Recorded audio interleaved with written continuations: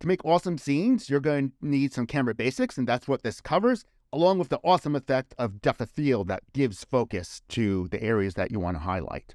Well, you know your basics: Option or Alt key and left mouse button to orbit, Option middle mouse button to pan, and Option right mouse button dragging to zoom in and zoom out. These are the same controls you'll use to position your camera. What you should also have set up: display heads up display.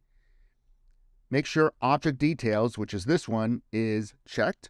And I also have polygon counts off on the left side checked. This is polygon count area, and this is giving you information about your scene, which we'll need in a moment from now.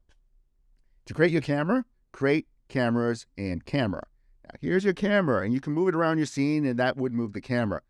A more efficient way to deal with this, and more artistic way to deal with this, is going under Panels, Perspective, and select the camera 1, which is that first camera you created. Whoa, it's very close.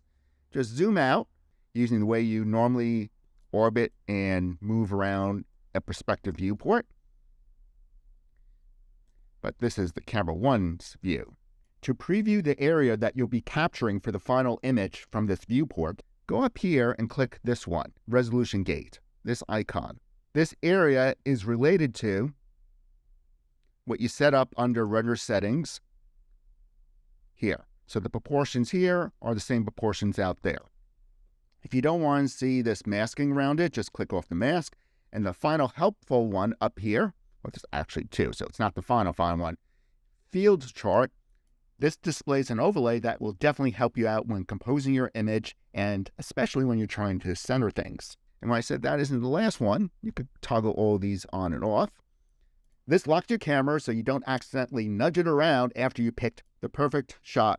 If you need to edit your scene more, you go back to Panels, Perspective, and Perspective, and then you can orbit your scene, inspect it, like, yeah, that would be a much better shot.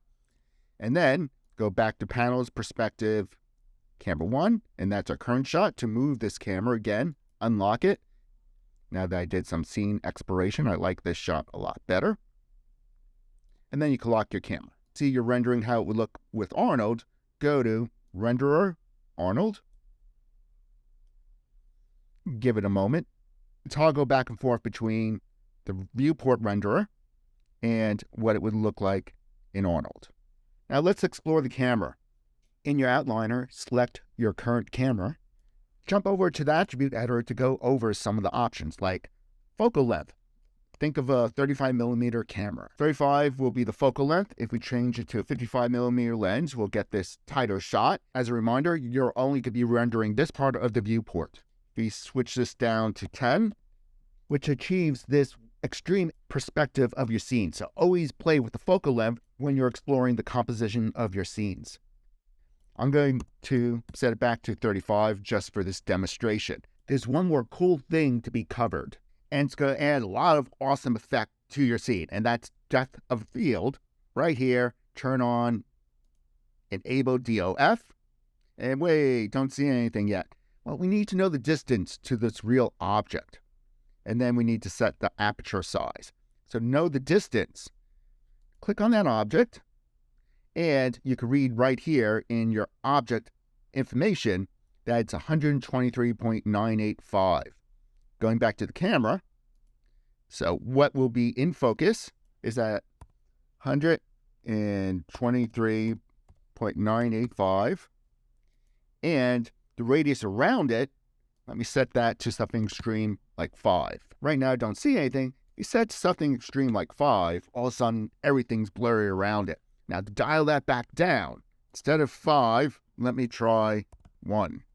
This shows everything out of focus except this area right around here, which will be an awesome effect.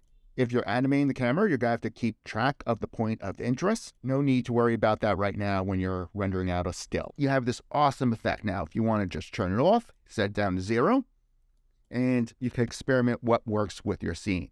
You could choose other things to be in focus. Maybe it's this antenna that's at 112. So going back to your camera and setting that number to 112. The focus area is now on the antenna.